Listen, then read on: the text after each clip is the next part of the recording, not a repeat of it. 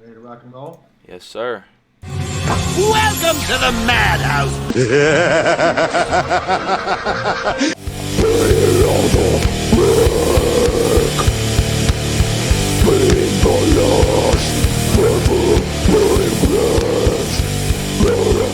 It's time to get your fucking horror on, live from their dumpy little studio in beautiful Norwalk, California. It's the Mindless Horror Podcast with Sammy and Anthony. There we go.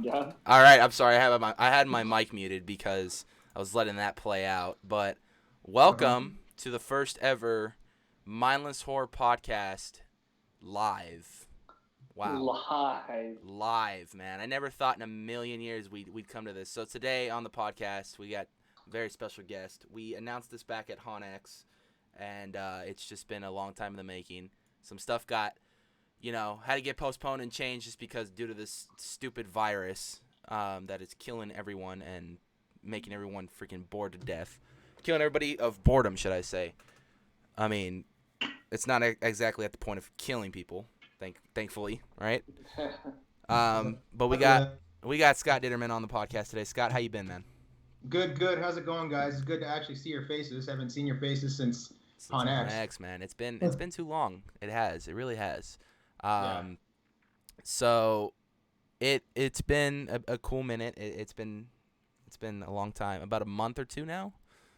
Yeah, about. Yeah, it's going on. Yeah, and then we're gonna be in April, like next week, so that's cool.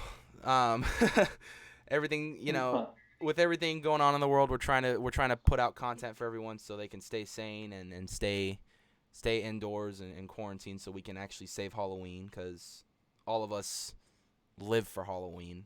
That's just the way it rolls. That's the way the cookie crumbles. Yeah. So I Scott, think it's kind of funny that over your left shoulder there, you got a World War Z poster. It feels like a zombie apocalypse now. Right? World War Z right there, man. Yeah. That's great. I'm still waiting for that sequel. Whenever they make a sequel to that, I'm waiting. Yeah. And then I got the Funko Pops over here and all that stuff. So Scott, man, it was really cool of you, for starters, to hit us up to come on the show and talk, your haunt career, horror, all that stuff. So let's just jump right into that first question, man. Let's go back to the very beginning for you, man. What was it like? What really made you want to become a haunt performer, man? Well, ever since I was a kid, I mean, like the majority of people that love Halloween, like the three of us. Yeah.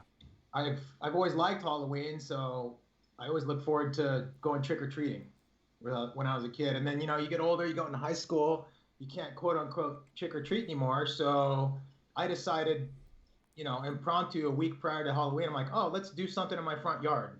Nice. So me and my dad made a couple of coffins, some headstones, threw up some of that frickin' cotton webbing. Nice. Yeah. Old school. And did a couple of cool lights out there, asked some of my buddies from school, and we just did a haunted front yard. Nice. Scared the hell out of everybody in the neighborhood and whatnot, and that's kind of how it started. Yeah. And then my brother, he decided to work haunt first, Scary Farm first. Nice. And then I'm like, oh, I want to do that, because I'd already been going as a guest. Yeah. And he started doing it, and then when I turned 18, I jumped in and started doing it right away. But I actually started doing the scary guy thing at 16. So right. I'm going to date myself here because I think it's funny. I started at 16 and I'm pushing 50 now. So I've been in the business for over 30 years. 30 plus years, man. Yeah. Old as dirt. Freaking veteran right there. Veteran status. Yeah, old school. Old school, time. man. So then from the front yard, which sounds amazing. I mean, you see a lot of these home haunts today, and they blow the roof away, man. Like, they are just such good quality stuff. From the front yard. Though, dude, there was no budget. There's no budget, man. They worked with what they got. And cardboard. There it is, man. Sometimes the best stuff is what you got. You know what I mean? Like, the best stuff comes out with what you have, as far as, just getting a bunch of stuff because you have a passion and love for this season, and just putting together stuff that you're like, all right, let's go for it. It's a hit or miss, Yeah, I mean, to be quite honest though, it's like I didn't think I was going to be in this business for as long as I have been. Yeah. Like, I mean, I wish I would have gotten pictures of it back then because it would have been cool to show you guys that, Mm-hmm. and how archaic it was back then to what I do, now. Yeah, definitely. But hey, it's catch-22. I figured 5 years into working Not Scary Farm, I would be done. Yeah. Little did I know that's when I really started getting into it. Exactly. Even more. So, You got the haunt fever, man. Yeah, pretty much. That was it. Yeah. So now fast forwarding a little bit, Not Scary Farm, man. What year did you start working, and what was like the first thing you worked as when your first year? My first year was 1990. Okay. And I worked in the mine ride. Oh, nice. All right. Are you guys familiar with how cramped that ride is? Yep. Okay, so back then it was all lizard type characters. Oh, wow. Nice. Yeah. I was pretty much stuck in a 3x3 box every night. But then I think back then it was maybe 10 nights. Oh, yeah. I had this whacked lizard mask and those robes that you guys see. Yeah. I had one of those. So I wore shorts and a t-shirt every day. Threw that on, you couldn't even tell. Yeah. Right. So, but I didn't know any different back then. To how you started, I just knew you couldn't go straight to streets. Yeah. You had to work your way into it. So I enjoyed it for what it was. I was in there 1 year, and then I transitioned into a maze. Oh, nice. Okay. So the mine ride, man, I mean, I was fortunate enough to actually go 1 year. The first year I ever went to Scary Farm was, of course, I don't know if it was the last year or I don't know when. The first year I went was 2008, but they used to do scare actors on the mine ride and on the log ride as well. Correct. I do remember that because it actually made the ride a lot more fun. Back in the day when my mom used to go, she was telling me that like they would throw confetti and stuff all over you on the log ride and stuff. Like they would really go all out with that kind of stuff. That would not surprise me. I know I used to get splashed a lot going in as a guest. Yeah. So that just makes me laugh. Like, cause with today's audience and stuff, people freak out over that kind of stuff, and I can only imagine. It was a lot different back then. There was more freedom to do a little bit more than there is today. There's more standards and protocols today that people got to follow. Mostly for safety. So I mean, I'm not 100%. I'm not dissing it one bit. I mean, it's all for the safety of the guests, so everybody can have a fun and enjoyable time at the event while taking the safety precautions that the park needs to take. So I mean, I get that. So then going from the mine ride, you started working mazes. How long did you work mazes before hitting the streets? 5 years. 5 years in mazes. Yeah, and back then there was no. That was your minimum, 5 years before you could even be considered for streets type of thing. Yeah. Back then there was no audition process. You had to be recommended, and then by your current supervisor to the streets supervisor, and he would decide whether or not you would get pulled. Right. And put on. So. Right. And then so were you practicing regardless so. When was it that you really got into, when did you really start taking a notice for sliding and stuff? When I was 16. 16 still, okay. Yeah. Like I mean, obviously the pads you guys see now are way more advanced. Yeah. I had a pair of super crappy skate pads. Mm-hmm. And, with crappy thin plastic recaps, and I had to makeshift something to try to slide on them, I mean, trust me, there's a lot of trial and error. Yeah. Like, slide 6 inches and fall flat on your face in the concrete. Yep. So, it's just one of those things. And then I'm like, oh, I'm gonna ask my dad to back the car out of the garage, because you know how garages are polished cement, right? Yeah. Way different story. Like the first time I hit the ground, my dumbass decided to open the hall door because it goes directly into my parents' house, and I ran from one end of the hall and dropped on the ground once I hit the garage, and I actually couldn't stop. I didn't know how to stop yet. So I slammed the garage door. Oh, nice. Oh. Yeah. That sounds terrible. Yeah. I want to go back here because you said obviously you were on the mine ride. Mm-hmm. What would you say like the biggest thing you learned on your first year doing that in the mine ride? Because obviously, you're in a 3x3 box. There's not a lot of movement in there. What do you think was the biggest thing you learned about scaring there? For me, the biggest thing was, element of surprise is a given, but the biggest thing for me there is because a train would run very close to your post, so you'd have to learn distancing real quick. Yeah. Like, if you get too close to that train, somebody's going to grab you. Yeah. And that happened once. Thank God he grabbed my arm and not my robe, so I was able to get away. So from that point, I think that was day 3. Oh, wow. So that happened. I'm like, oh, okay, I got to keep my distance a little bit more. So, and then after that, I started learning how to read people's reactions. Yeah. Like, you can tell by their mannerisms. Even in the dark, too, when you're working in a dark area, your eyes adjust so you can see what their facial expression is going to be, and you can tell if they're going to be a problem. Yeah, yeah. So Definitely. Those are some of the things that I learned very early on. Just you keep developing those skills as you go. So pretty much distance and reading people then, huh? 100%. Yeah. Because so that ties into safety. Yeah, that's like one of the biggest things I hear a lot working at the haunts is in order to really know which scare to go for, you got to be able to read people. So, I mean, you can go for the person who, may get scared, or, it's a 50-50 chance, or you can go for the group of people who are already coming in scared, and it's just like, all right, that's the people right there. But that challenge is always fun. So, so you spent 5 years in a maze then. So, what is it? 96 is when you're out in the streets now. Yeah, I spent 1 year. I spent 1 year in the mine ride, then the other 4 years in a maze, and then I went to Ghost Town in '96. Nice. Oh wow, okay. So, and what was your character in Ghost Town? Well, my final character, it took me a number of years to actually develop and see what I wanted, because I wanted it to play into the whole. I'm sure you guys are aware of the folklore of the witch's curse over Ghost Town and yes, all that. So I wanted to play into that, but initially when I started, I was just a standard skull mask guy wearing jeans, a vest, and a western shirt. I was that for a year, and then I moved into makeup my second year, and I also got put in the hanging. Oh, nice. Oh. Here, so and that year I was bald, so they found this mask, this prosthetic that was like an alien, but it glued like back here. Oh, nice. Onto my head, but it fit perfectly, and they blended it in so it matched with my scalp, so it looked like it was all one piece, all real. So it worked out perfect. I mean, it was a good character for you to work out. Probably got a lot of scares with that one too, Oh God, yeah. Yeah. Yeah. Yeah. Now, '96 though, my first year, that's when I really got a chance to go in and have fun sliding. Yeah.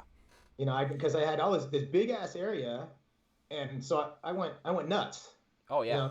Night I went nuts, but I was raring to go night 2. I was like, man, I'm down, I'm ready.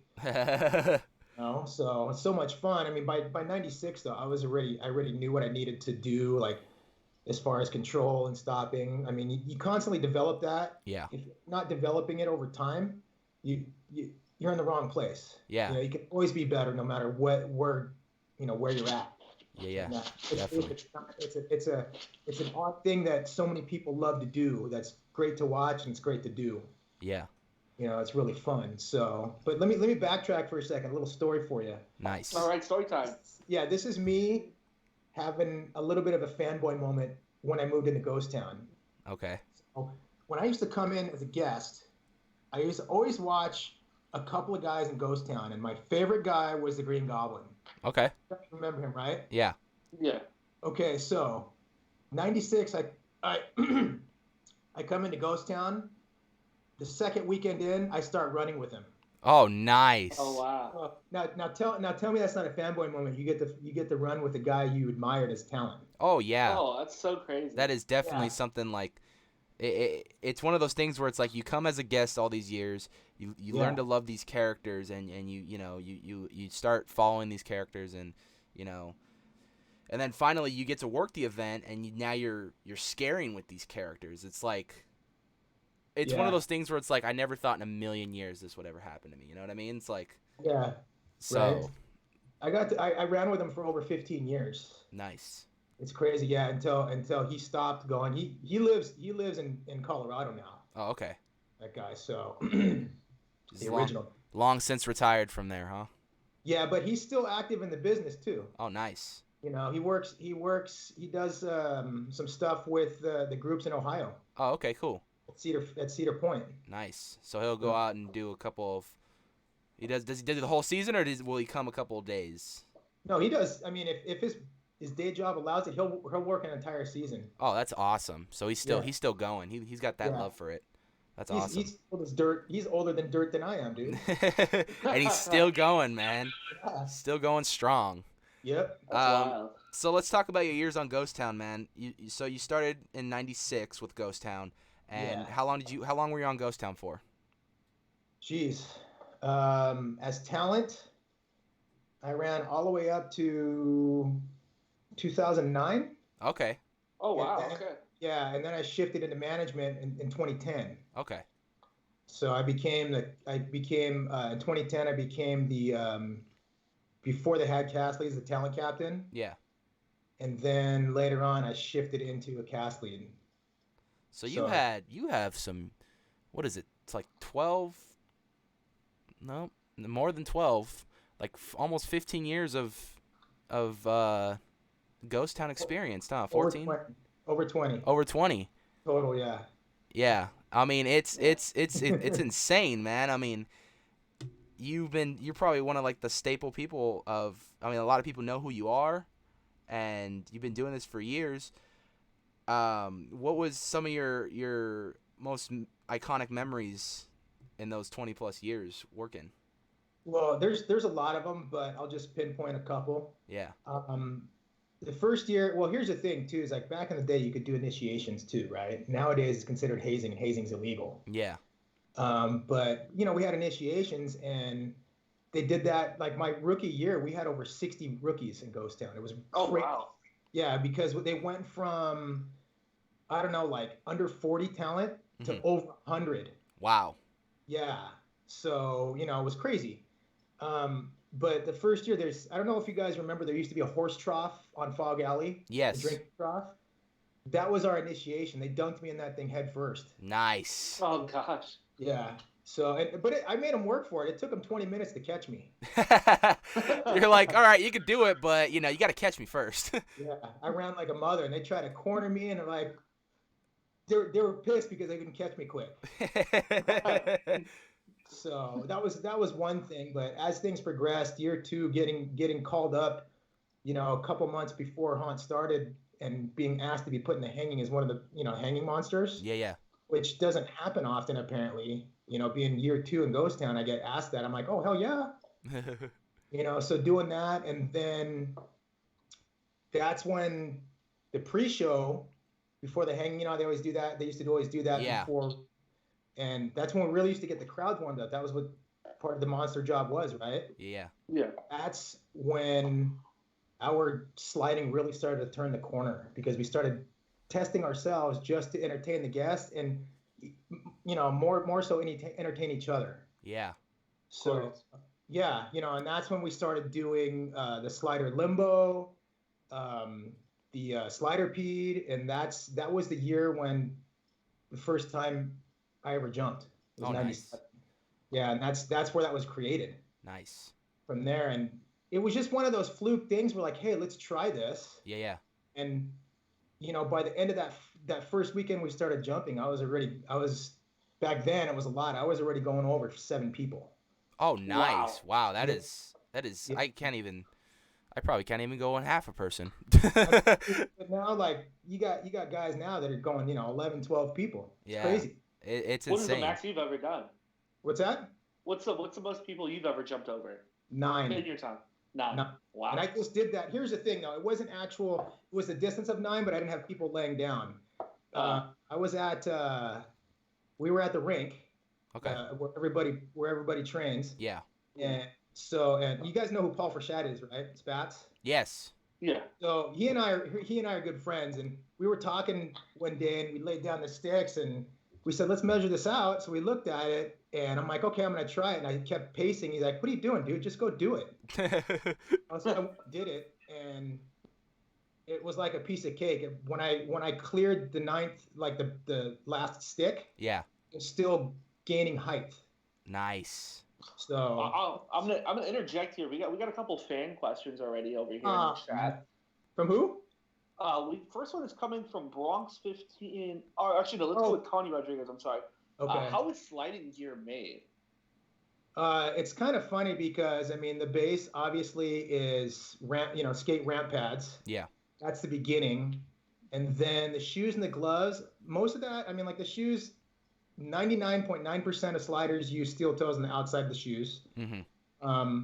That's kind of a norm, but the gloves themselves, it's all kind of what every slider is, what they prefer, what's comfortable with. I have my preferences, and it's way different from everybody else's because I like to have dexterity with my hands. So instead of using what you guys see now is those big square steel plates. Yeah. I still stick to large washers. I use 4 large washers. Nice. I actually bend them to the shape of my hand, so I still have flexibility. I can actually make a fist like this. I don't know if you can see my hand. Yeah. With my slider gloves on. Oh, nice. Yeah. Nice. So that's a big thing. Was there a second part to that question, Sammy? No. I'll add a second part though. On your gloves, are you doing a full glove? Or are you doing a fingerless glove? I do full gloves with the washers on the palms and the wire conduit on the fingers. Okay. Oh, okay. Yeah. Downside is the wire conduit tends to wear quickly if you're sliding constantly. On semi-rough surfaces like at knots. There's areas where it's a lot rougher now than back in the day when it was slurry coated asphalt. Or places like Queen Mary, those the fingers wear out quickly. Yeah. But at the same time, they're easy to replace. You pop them off.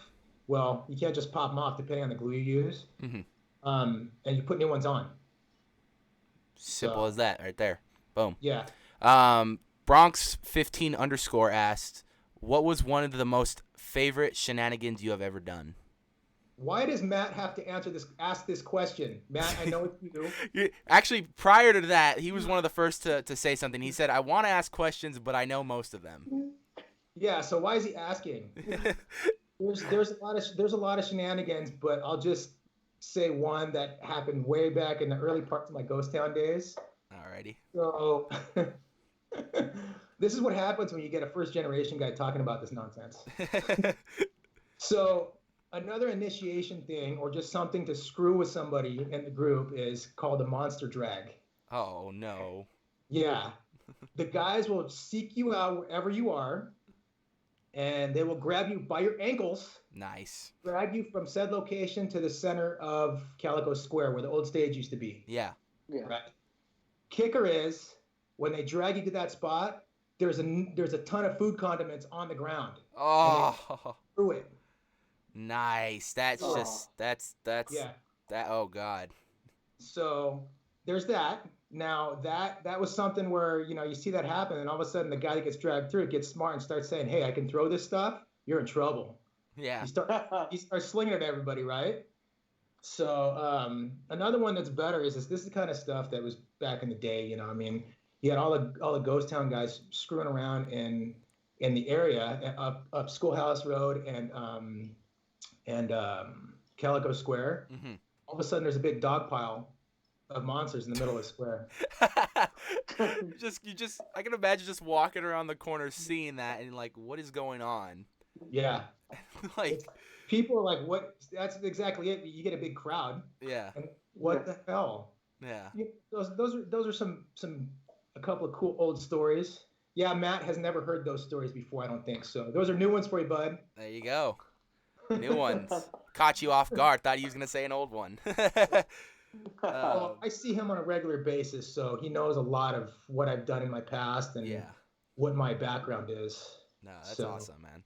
It's always good to make a bunch of friends in the haunt business. I know that's one of the things we've been doing too as we've been growing, just starting to build relationships with a lot of veterans and people who are in the industry, just to kind of get the pass the word out there and just all out have a fun time with everyone, give everybody the best content we can possibly give them, and just have a great time.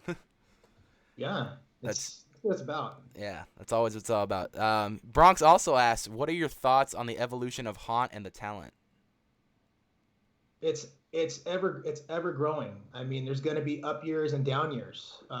Has there been some down years recently? Yeah, I believe so. But guess what? Out of that comes better years. You know, it's what you take from it, and how you evolve yourself. I mean, the biggest problem is there's so many people worried about what everybody else is doing instead of trying to evolve and be better talent themselves. You know, and it's nature of the beast, because that's the type of industry it is. But sometimes things get, the perspective gets lost. Yeah. You know what I mean? That's the job of the supervisors and the leads, to make sure those people are doing their job. Definitely. You know what I mean? You guys don't know, but man, dealing with a group of very talented characters, as one overseeing all of them, can be very tough. Really? Because there's so many diverse personalities, it's hard to get them all on the same page in the sense of how you need them to perform for the event. Definitely. Definitely. So you said it was 2010 you transitioned from being a street performer to management, right? Yeah. So what was the biggest okay, I'll start back with this. In 2010, were you allowed at least one night on the streets, or? Yeah. Or was it okay? Yeah.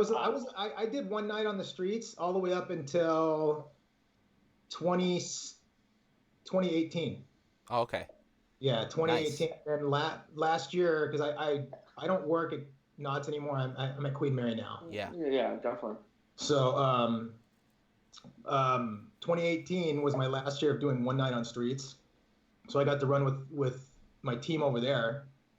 It was a good time, but this last season, 2019, I kind of thought about it, and I wanted to do it, but it's like, okay, I gotta choose my position. I'm either management or I'm talent. Can't do both. Yeah. And for me, moving from talent to management was a natural transition. Definitely. So, I mean, I can still do what these guys do, but I choose to now oversee an area to get it to perform to the best of their ability. Yeah. So you're more on the behind the scenes kind of thing I'm out now. there every night. You'll see me out there, usually hiding out in the corners watching the team. Yeah. Or watching the guests and see how everybody's interacting. But I'm out there every night. Yeah. That's always good, man. I mean, it's good to have someone like you transition from an amazing talent to management. Spreading your knowledge forward to the people who are new coming in or returning, who want to learn more. So, I mean, that's always a good thing to have someone like you on their side, because they can learn a lot and learn right from wrong, and all that. So, I mean, that's awesome that you did that. So, going back to the management, when you first transitioned from talent to management, was it a hard decision for you, or was it just something that was like, all right, you know what, I'm going to try something new? Well, I had started thinking about it around 2008, if that was something I wanted to do. Yeah. And so it took a couple years for me to say, yeah, I'm going to do this, and then I did it, and went and did other things, and it was fine.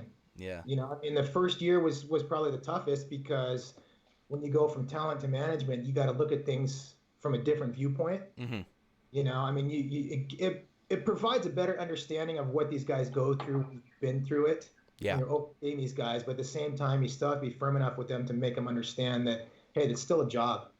We gotta get this done. You're getting paid for it. Like, it can be taken at any time. And does it suck? Of course it does. Yeah. But it's the nature of the industry. You got to have the best and the best in the positions that you need to fill. Definitely. So, what was as management? What was some of your most memorable moments working at Knott's for your management point of view?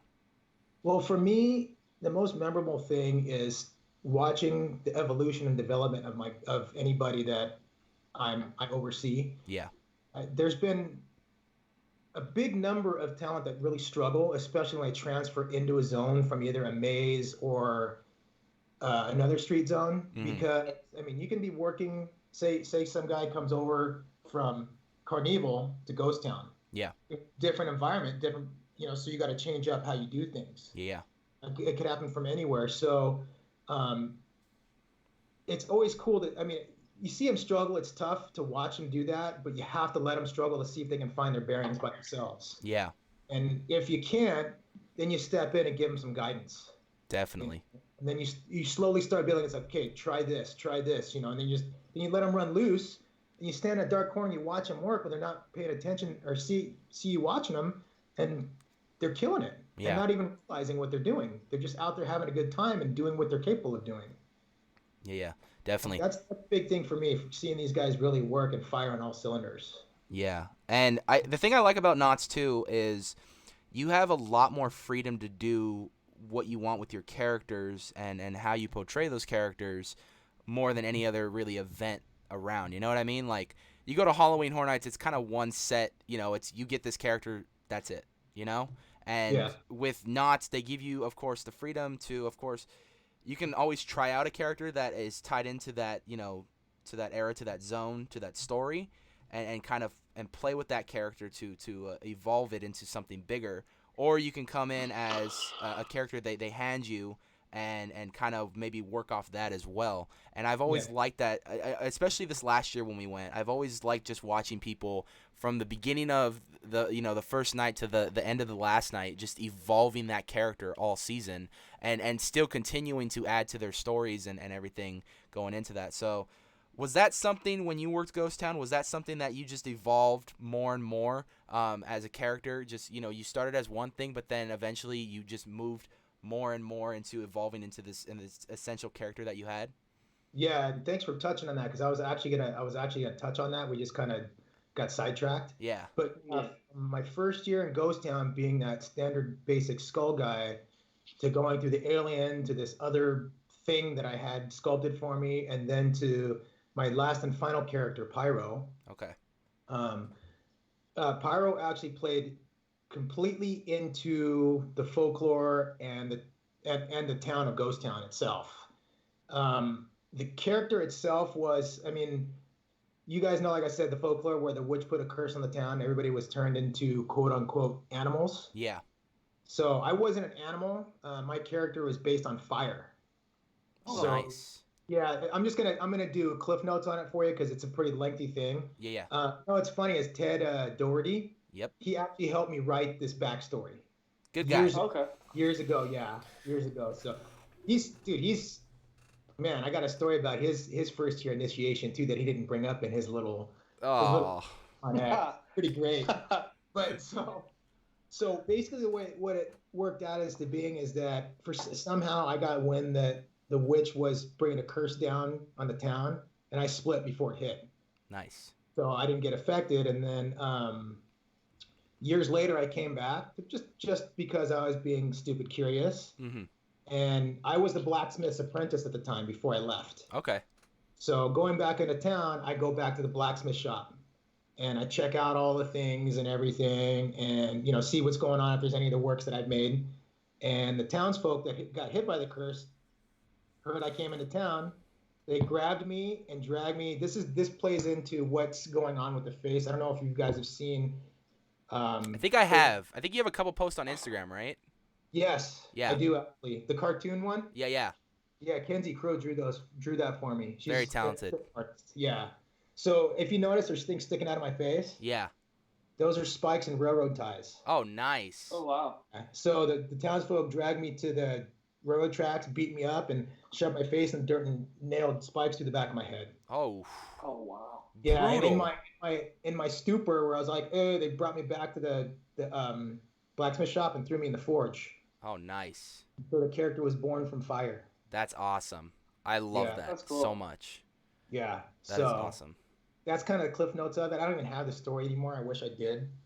But that's kind of the cliff notes of it. And that's how I tied it all into, the idea of Ghost Town and the folklore.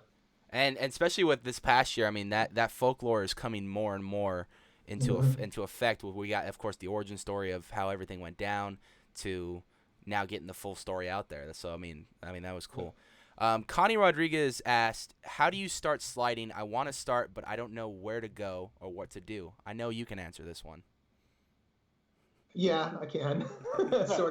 Well, it depends where Connie's located. If she's located out here in Southern California with us, she can come to our boot camp that Queen Mary Sliders put on. There it is. We teach from the ground up. and we cover everything, basics all the way through to the expert advanced stuff, and we teach skills from the very beginning. And it's not just hands-on sliding; it's also cross training as well, outside of sliding, getting muscles prepared for the actual idea of sliding, because it's not a normal motion. Yeah. So it's a higher risk of damaging your muscles and getting injured. So we try to reduce those. We prevent that. We try to reduce that by doing certain things to, reduce the risk of getting hurt. Yeah. If she's out there somewhere that isn't accessible, obviously nothing's accessible right now because everything's shut down. Yeah. I think there's some stuff on YouTube that she can look up, and you can get the idea. But the only problem is that a lot of people understand that sliding, there's more to it than just the actual action of sliding. There's a lot of work that goes into it to make sure you guys can anybody can do it safely and effectively. Yeah. Safely for themselves and for any guest or person they may be interacting with. Definitely.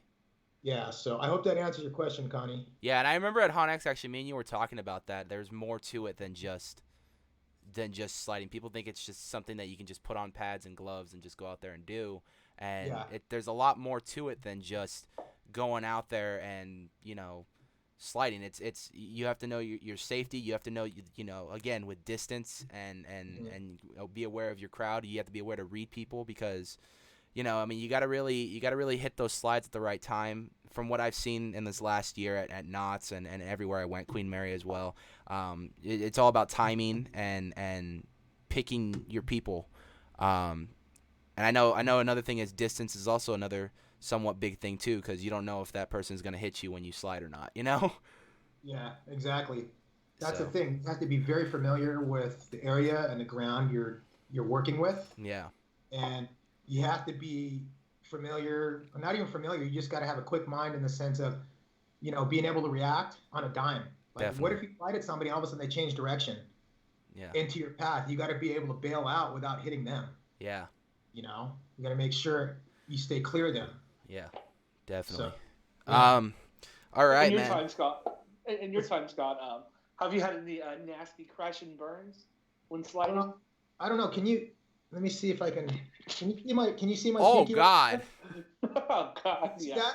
Yeah. Yeah. Okay, so I broke it once when I was in elementary school, and then it got broken again my first year in Ghost Town. So wow. I was posted up on the saloon. This is when Calico Square was a very hot spot. Yeah. Because the ground was quick and it was a big open area, right? So there's lots of direction you can go. So I go in and slide at this guest, and she was walking away from me, turning the corner, going towards Fiesta Village. Okay. And I was sliding from. Uh-oh. I think he froze on us. Hold on. She just happened. Okay. Okay, you're good. Go ahead. Go. Okay. She just happened to step on my pinky. Oh. Okay. So you guys already see what I'm talking about, right? Yeah. So body's going Mach 1 forward, and my pinky goes Mach 5 backwards. Ah. It blew that joint out completely. It ripped the steel off my glove. Oh my God. That's how much force is behind it. So, but it hurt like mother. I iced it for 20 minutes, taped it up, and went right back out and went to work. True freaking trooper right there, man. I was too busy having fun, man. Yeah. My boss comes hours later. Hey, what happened? I said, what? He's like, your finger. And I said, yeah. He's like, let me see. So I it's kind of funny because I showed him my hand with my glove on. Yeah. And the steel got ripped off. I had to tape it back on, but I couldn't stick it back on my finger. So my pinky was this tall. And he's like, oh, I go, yeah. I go, it hurts. I'm sore, but I'm good right now. He's like, okay. You hit me up if there's any more problems. Nice. So, yeah. Take one for the team. He's keeping it going, man. Yeah, it was fun. Secretly, that song, "The Trooper" by Iron Maiden, was written for Scott. Fortunately, I haven't had very few incidents really like contact with guests. That was probably the worst one, honestly, with my finger, like with there was some kind of injury. So yeah, definitely. So Queen Mary, You move on from Knott's. You go to Queen Mary now. Mm-hmm. Last year your first year at Queen Mary? 2017. 2017. Okay, so you started 2017. And what made you want to change? Was it a different, just a different scenery, or did you just want to just go try something else that was new and fresh? Well, the one thing was, it was new and fresh. I knew they were going through a transitional period there. Yeah. And another thing too was I know you guys know who John Cook is. Yeah. Of course. So he was a creative director over there. Mm-hmm. So he told me that. I found out, so I said I want to go work over there with him. So I interviewed, and it's kind of funny because when I interviewed for the position that I was looking for, it initially wasn't available. Oh wow. Which was the street supervisor, and with a heavy emphasis on my sliders, right? Yeah. Definitely. So initially it wasn't. I talked to David Wally. Okay. And he says, you know what? I don't have a spot for you, but you should go in and interview with Victor, who was in charge of operations. Yeah. So I think my interview with him lasted 45 minutes. Oh, wow. I was supposed to be going through because it was like a chain line of people coming in. Yeah. And so I sat there and talked with him, and unbeknownst to me, later on that day, he told David, he's like, this guy needs to be on your team. Oh, nice. Because I can't utilize what he brings to the table by putting him in one attraction. And then I think it was a week later, I got a call from David and said, hey, I got an opening for you. And out that the person that was the street supervisor left. Okay. The client, they decided not to come back, and he's like, I need you to take over the streets. So timing was a big part of it too. Yeah. The area was a lot smaller, so I had I was used to having almost 100 people to supervise, and over there I had 40. Okay. So it's still tough because again, you get so many personalities. Yeah. You put them in a smaller environment, it's like everybody's trying to be the big fish out there. Definitely. Change I think it was a blessing for me. No, definitely. I mean, and last year was my first year going to Dark Harbor, and I just genuinely enjoyed the event. I love the vibe of it. I love the minute you walk in, the chaos starts. It's great. I mean, the mazes were very different to what you're usually used to seeing, and the street performers, again, very different from what you're usually used to seeing, which I love because I love a change of scenery. I love seeing something different, seeing something new, and I had a full-on just a blast at Dark Harbor, and I can't wait to go back again this year. What was the hardest? Go ahead. Let me for a second, Anthony. I just want to backtrack a little bit. Yeah. I actually worked at Dark Harbor in 2016 also. Oh, nice. You guys are familiar with the Sliders Unite show, right? Yeah. Yeah. So the first year was 2016. Now I was the outside of Queen Mary half that helped make that come to fruition. Oh, nice. You guys know Evil, right? Lee Yes. Cooper. Okay, yes. So he and I had been discussing it for 10 years before it even came to fruition. Yeah. Enough. And then finally he comes and sees me in 2016 at Knott's. He's like, hey, so guess what? This whole United thing that we've been talking about for so long, I'm like, yeah. He's like, it's going to happen. I need you. Nice. So, and he's like, I need you to come out of retirement. There we go. Yeah, it was fun. It was one of those things where you go in your closet, dust off the old jacket, get the boots on, ready to go. Here's the outside, dude. So I go over there. I got all my gear, and guess what? I forget my mask. Your mask. Oh. So I had to get painted up. How, pretty funny. how was that? How was that? Now that's another question I would like to ask. Difference between a mask and being painted. What do you like better? Well, I like prosthetics the best. Yeah. Which is glued to your face. Being painted 2D, you don't get as much of an effect. But one thing is for sure, it's a hell of a lot cooler. Yeah. But I actually had my pullover mask that I was gonna bring, so they didn't have to paint me. All I had to do is my eyes, nose, and mouth. Yeah. And that's it. And I'm digging through my box, and then I call one of my roommates that was here. I said, dude, I need you to do something. He's like, what? I go, check on the dryer and see if my mask is sitting there. 30 seconds later, yeah. I'm like, dude, I was so pissed. But it worked out. That's good. As long as it worked out, everything was. You guys had a fun time, and you guys just killed it. That's all that matters right there, man. We sold out a Wednesday night. That's amazing. That's unheard of usually for these kind of things, man. I mean, Yeah. companies have to literally draw people in to, I mean, like for special events, like for example, last year Horror Nights did 80s nights on Thursdays and stuff. People usually have to do stuff like that, and for you guys to all come together and do a whole Sliders Unite thing is amazing. It's actually a lot of what I've heard about too. I mean, you hear about it on YouTube all the time, a lot of on social media. There was a lot of backing behind it, and it's such an amazing thing to hear about and see. Well, see, the reason why he and I had talked about it to begin with is simply because there was so much animosity across the board in the industry with other events. Yeah. Was towards one another, and especially with the slider community. Yeah. So our biggest idea for doing that was to help bring that community get together and break. That's why we called the first one "Breaking the Stigma," because there was a stigma of that. There was, we're better than them, screw those guys. We wanted to break that down because you think that this community's really big, but in the if you really look at it, it's not that big. Mm-hmm. So everybody's working together. The community and the industry is just going to go further. Yeah, definitely. And that's what we wanted to do. So that's why we had the Queen Mary guys, obviously. We had the guys from Knott's, and then we had some of the Brigade in there too. Nice. So the three of us, and then we had one or two guys from Universal. Oh, cool. That came over. We tried to get Magic Mountain, but we didn't know anybody at the time. Yeah. Worked there, but it went off great. I mean, we all had a good time. That was probably my first full night of sliding back in a year. Yeah. I pulled a hamstring on a jump, but I still finished the night. Nice. Good time. I mean, that's commitment right there. Pulling the hamstring and finishing. That's it. Yeah. All that kick was in midair jumping. Midair jumping, man. I took off. I felt it pulling like, oh shit. Yep. You're like, all right. For my profanity, but nah, you're good. We allow all that on this channel. Oh, good. Yeah. You're good. Yeah. When you pull that hammy, I'm sure you were. There you go. Sorry. No, that's good. Yeah. When I pulled the hamstring, Sammy, it wasn't fun. My whole leg heated up. Oh. Yeah. I'm sure you felt that. And we're like, this is going to be a rough landing, I bet. Oh, yeah. I almost ate shit. Luckily, I was able to recover in the sense of not hitting the people laying down. Yeah.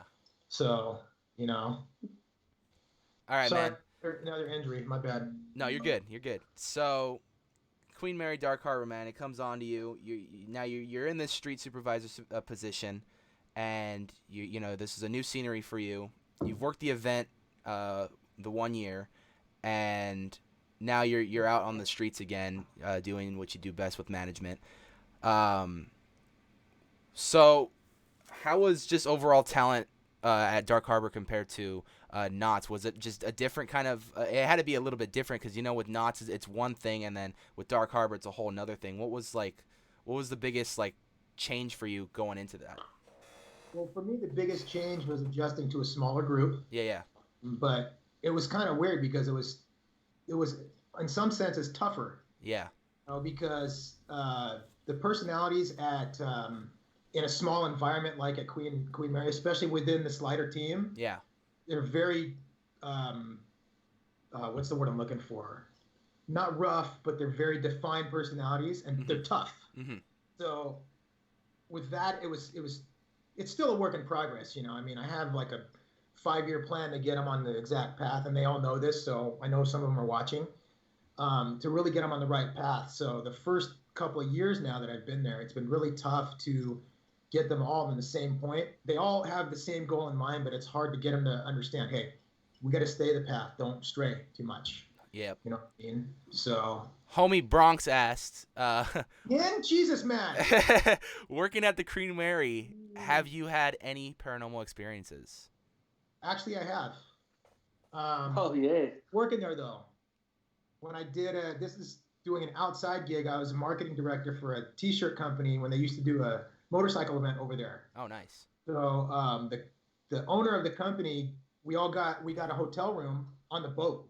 Okay. So me, his wife, one other girl, my girlfriend at the time. Me and my girlfriend at the time were sleeping on an air mattress on the floor. Nice. And the way it is you walk in, there's a little cubby hole here, and there's 2 beds. So we slept in the cubby hole, and the bathroom is right inside the main door. Yeah.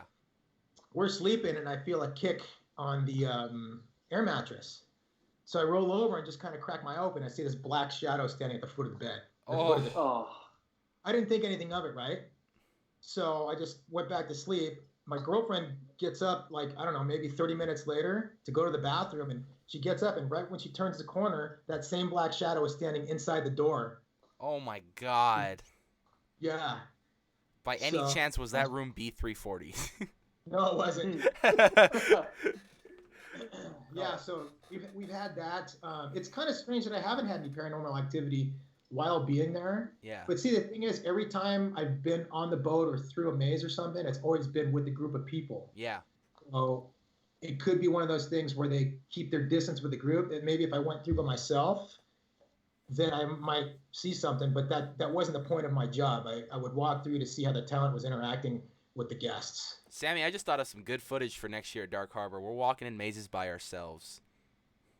Look at. We're gonna put a GoPro on Sammy, put him through a maze by himself, and let's see his reactions. The boat mazes are the most active. Yeah, definitely. I was there a couple weeks ago, and I was like. I remember going through the mazes last year on the boat and just feeling a sense of just being uncomfortable. Yeah. Not only because, like, is it scary to just walk through the mazes just because you know the past, but then the fact that there's some parts in the mazes that are just there's nothing happening, and it's just scary to walk through. You feel like you're being watched or something, you know? Yeah, especially when you're going over the bridge that goes over the ship. Oh my God! Nope. Are you talking about the one that fake collapses? Yeah. That scared the shit out of me, dude. I was with my friends. I think I have a video of it. I was with my friends, and they were playing stupid on it, and I'm like, I'm a big dude. I need to get the fuck off this right now. I am losing my shit. If this thing really breaks, I swear to God, I am gonna haunt you for the rest of my life. And what he's saying is he had brown derby when he got out of that maze. Oh yeah, big time. I had to use the restroom real quick after that one. Bronx swampy down there, huh? Bronx said, "Hell nah, fam. I just got the chills." Yep. He's a big baby though. I too. Said that. That's hilarious. That's one of the things as far as ghost hunting goes that we want to hit up is the Queen Mary, and just to explore and see some of the iconic history of it. Actually, dude, the Whaley House in San Diego. That too. I've heard about that place too. I've been there. It's freaky or what? Yeah, it's the environment's uneasy. Yeah. But the same girl I was with. Yeah. At Queen Mary, I was with her back then too. She had another experience there too. Oh my. We were in the back of the group, and she had somebody grab her shoulder. Oh. And we were Eesh. Yeah. And she asked the tour guide, and before she even finished, like, somebody grabbed you, huh? And she's like, yes. She's like, yeah, that happens often. The guy already knew. He was like, somebody grabbed you, huh? Yep. Yep. Welcome to my Mondays. No, but I mean, I think I've always loved the Queen Mary just because my great grandfather actually was in World War II and came back on that boat with a bunch of Nazi prisoners. So, okay. Yeah, because that was a warship before it became a leisure ship. Yeah. And ghost. Yeah, no, and I think, I mean, one thing I had heard that they did is when they redone the bar, I mean, that the original bar they had on there was very, like, iconic and had a lot of history to it because a lot of these soldiers actually carved their names on that bar. Gotcha. Yeah, and I think they remodeled it since, but I was hoping that they would at least take ease with it and keep it and just store it in like a history vault or something, man, because there's so much history with that boat, it's not even funny. Yeah, it's apparently there was you know how the Titanic is known as the biggest disaster at sea? Yeah. Apparently the Queen Mary had an incident where it could have been bigger than that one. Oof. Yeah. That's like insane. Because it got hit by a rogue wave. Oh, there you go. That was a maze this year, actually. Rogue. Yeah, the maze. That was actually a really well put together, detailed maze. I really enjoyed that one as well. Great. Scott, great transition back to Dark Harbor. That was awesome. I said great transition back to Dark Harbor. I thought we were still talking about Dark Harbor. We were talking about Queen Mary's history, and then we did San Diego, yeah. and then now we're back to Dark Harbor. Great transition. You're a natural for this, buddy. Yeah, no. So now you're on. So what's been the most fun with management over there at Dark Harbor, man? What's most memorable for you so far? Well, it's always being able to work closely with the talent. That's I really enjoy that, and that's why I do what I do. But the management team that I work with too, on the talent side and everybody is just amazing. Yeah. Everybody's super dope. It's great to work with them, and it's just that's a good part of it. But it's still like I'm still the new guy. I just finished my second year, and I'm stoked that they asked me. Like, oh, you're coming back next year, right? So they did that last year, and they did that this year too. So, I'm like, yeah, I'm in this for long haul. I would love to be there for at least 10 years. And adding on to that, you actually also went out to Orlando to help with Dark Horizon, right? Yes. Yeah. Yes. So we had gone down to David Wally's office to discuss with him the slider team and who we needed to fill in what spots and the possible backups that we needed out too. And he had already announced that he's going to be a director of both locations, which is tough. He was going back and forth the whole run. Oh, I bet. That guy is a machine. I don't know how he does it. Yeah. Envy him for that. Yeah. So, and he was telling me, they want sliders and they don't know how they're going to do it. And they were talking about maybe bringing some people out from here and just paying them, and they got to figure it out. And so I just kind of brought to the table, I said, well, I have an idea. He's like, what's that? I go, why don't you send us out there, and we can train them. That way they don't have to cover all these dues. You just cover our fees or whatever out there, our stuff, and you put us out there. So we ended up going out there for about 5 days and did a super fast crash course with them. And thankfully, the majority of the people we had were fast learners. That's awesome. Yeah, like I had two females on the team that had no idea what sliding was. And day one, 2 hours in, they were like, it looked like they've been sliding for like 6 months to a year already. Wow. Oh wow. That's really good. It was a lot of training though. I'm not gonna lie. Like I did a lot with them in a day that I would do normally in like 3 days with another group. Wow. And we'd practice 6-7 hours. Yeah. Breaks. It's like, okay, let's go play around a little bit. Yeah. And then go back to it because we didn't have much time. Yeah. It's like a break for lunch and then go back. Yeah. In general, like on the Queen Mary's boot camp, what does a day in that look like? Well, here's how we do it. It varies from day to day. Day one, it's a lot of discussion of what to expect. And then after that, we get the guys warmed up, stretched, and then we either go into cross training first and then directly into sliding, drills, but everything's broken down into the basics, very basic, step by step. Some people get frustrated, so it's up to me and my coaches to get these people to understand. Hey, it's a process. You gotta be patient. The more patient you are and persevere through it, you're gonna get better. Because we remind them, it's like, hey, this is not a natural thing. I know you see it and it looks easy, but the people that you're seeing doing it have been doing it for years. You're brand new, so it takes time. So, but everything we do too, if like, say we're doing a group drill, and somebody's having an issue, either myself or one of the coaches will pull that person aside and break everything down even further for them and let them work on it some more to where they feel more comfortable. Because sometimes, actually, a lot of the times, a lot of these guys are afraid to look stupid in front of the group. And it's like, why? We're all here learning the same process. Yeah. It's like a judgment-free zone. Yeah. It's like, that's what you're here for. Yeah. So, having as many people as you do, sometimes it's hard to keep them all on point. But I think the last couple of seasons, we've done all right. Definitely. That's something I would love to come down to and just take a highlight video of just all the days. Just highlight it all for one video. You know what I mean? Just highlights. That way, it's like progression day 1, day 2, and then by the final days, it's done. So we'll talk, Scott. We'll talk. Yeah. Once we get this thing going again. Yeah. What we normally do, we were going to start on the 26th. Okay. And that's a Thursday, and we usually run Thursday evenings. Yeah. So we run it. We say 6 to 10, but that's just the timeline. But we normally end up cutting it about 8:30 or 9 because people really start to get fatigued. Yeah. That's when we're like, okay, we're done. You do what you want, but we recommend that you take the downtime and rest. Yeah, definitely.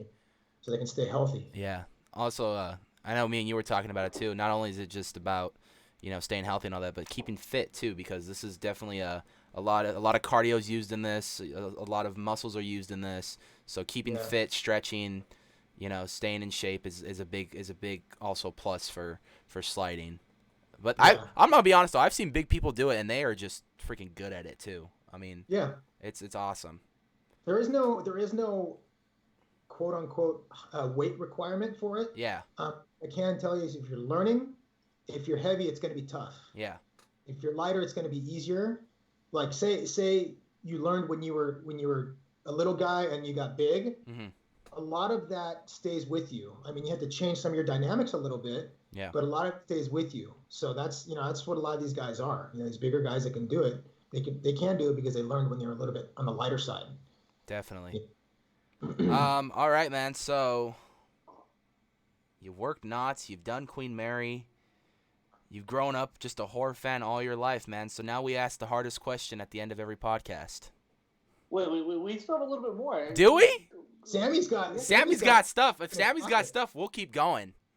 Yeah. Oh, we haven't covered. Hey, you said we had to be done by 8 a.m. tomorrow. 8 a.m. tomorrow. You heard it here, folks. 24-hour live stream. Donate now. Donate now, yeah.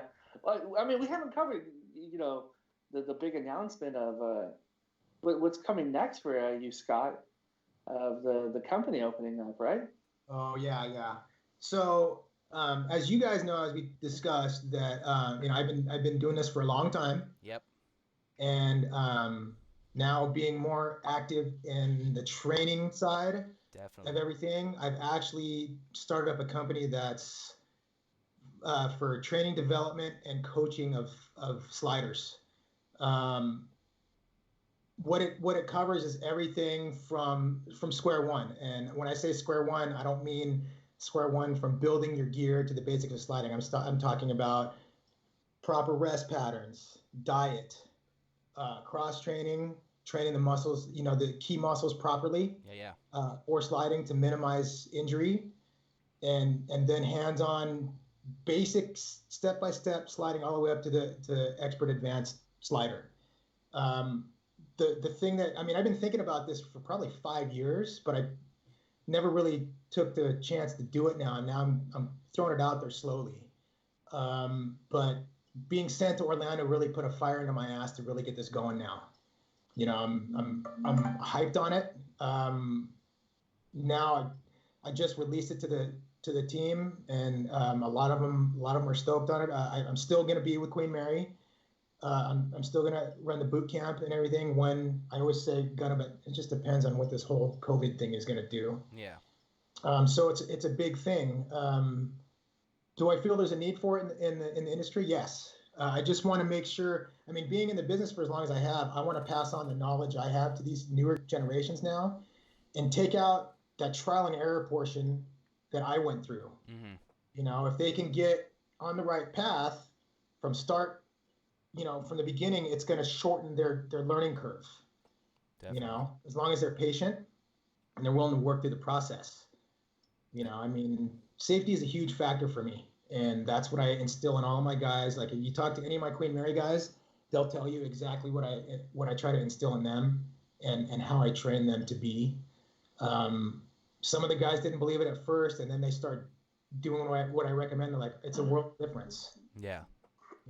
And some like to not do what I tell them, and they get hurt. And I'm like, I told you how to prevent it ahead of time, and you still get hurt. So it's a catch-22. Is everybody gonna believe what have belief in what I'm doing? No, but the people that do, those are the people I'm opening the business to, or anybody that wants to learn. Even if it's somebody who just wants to learn sliding for the hell of it, I'll teach them. Definitely. You know what I mean? The company's name is Slider Dynamics. Slider Dynamics. Yeah, spelled with an X at the end. So Dynamix. I'm on Instagram, slider.dynamics, and on Facebook. There's not too much content on there yet. I'm still building it, but I have a couple of platforms there. So what I'll do right now in the chat is I will add the page for Instagram so people can go give you a follow. Sure. If they're not already following, because I think this is an amazing thing. When Scott told us about this, I was so for it. Nights of Horror fully backs this, man. This is awesome for people who want to learn. I mean, it is cool that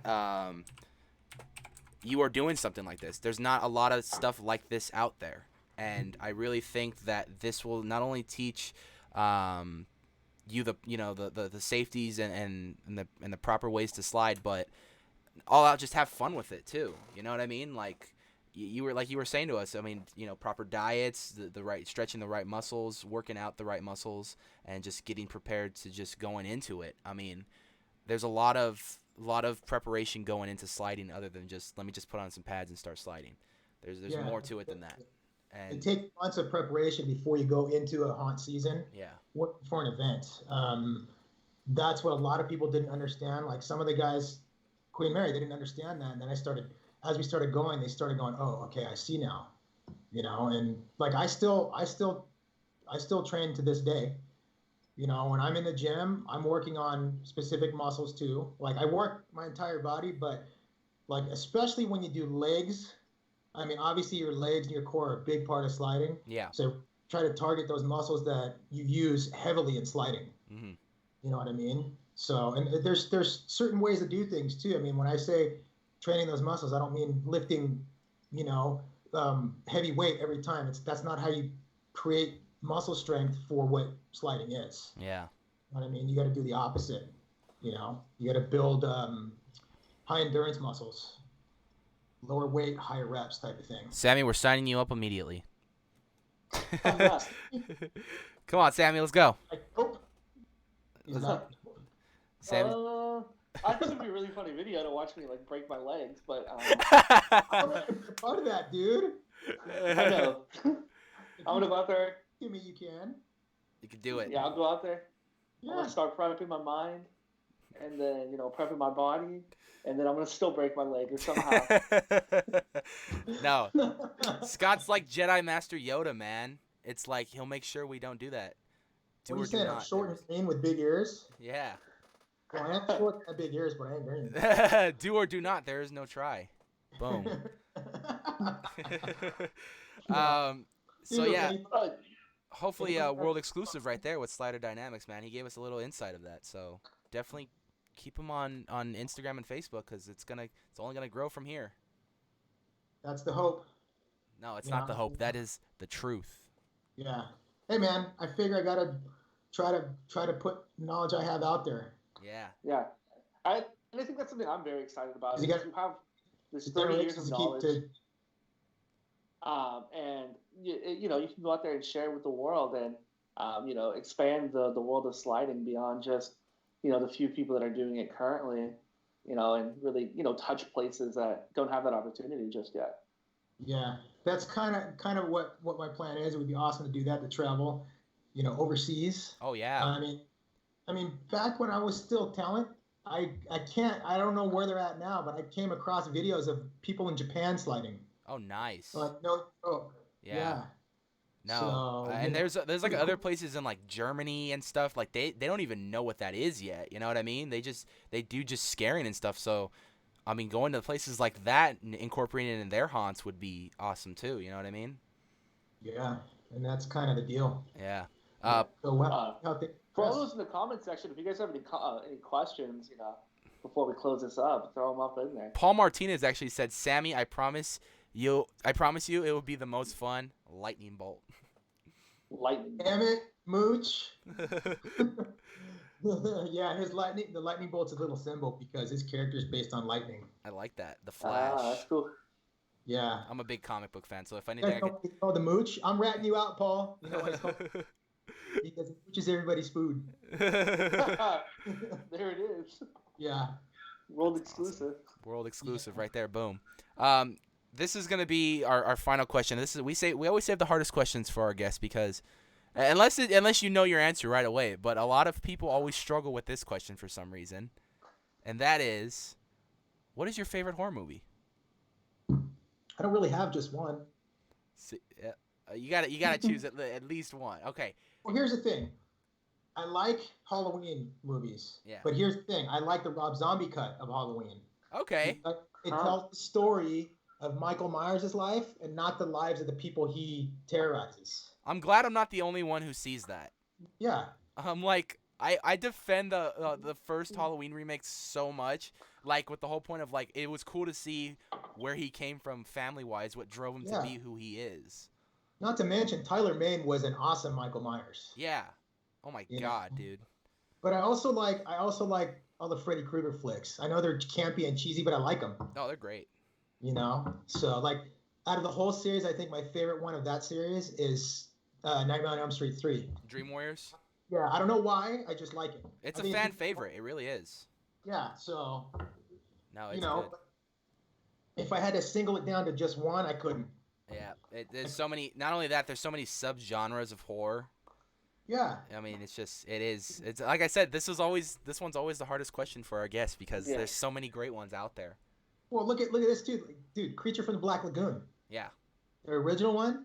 That's super campy, but I love it. Oh no, it's funny you bring that up because I literally just watched that yesterday with my dad.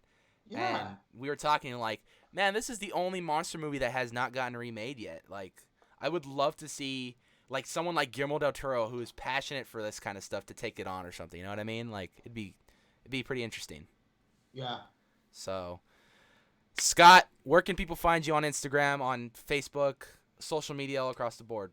Okay, so you got Slider Dynamics on Facebook, and you have Slider.Dynamics on Instagram. Also, you guys can message me there, or you can email me direct at slider.dynamics@gmail.com. My personal page, if you want to add that too, is Deetztagram, DeetzTagram. Yep. You can add me on that too if you want on Instagram. I'm on both of them actively, so I'm hoping that on the Dynamics page there's going to be more content soon. It's kind of tough with what's going on right now. The plan is to not just put up pictures of Slider clinics that I've already done in the past, which is those of you that have seen it, you'll see a couple from, I worked with the guys from Modesto, California, Higby Horror Hunt, the Heathen Legion guys.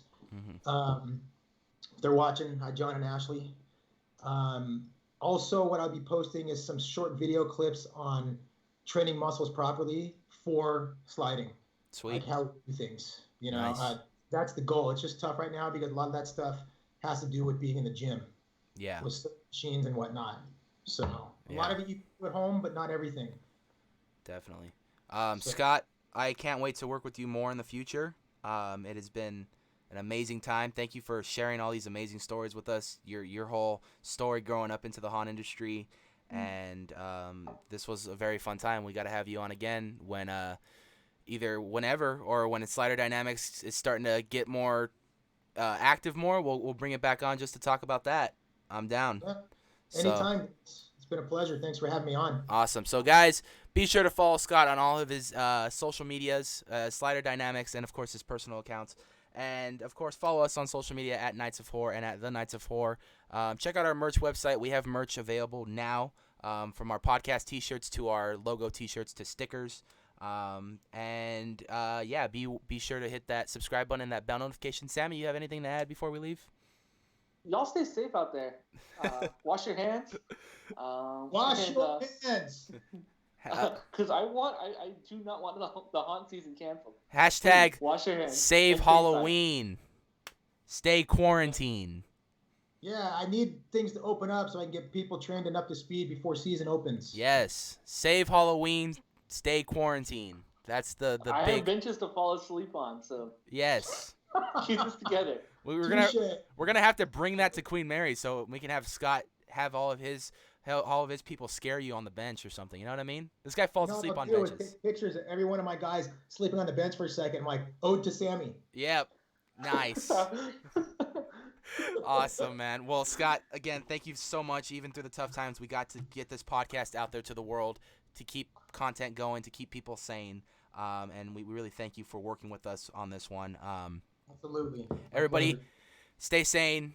We promise we'll get through this together. Safe Halloween, stay quarantined, and we will see you guys later. Adios.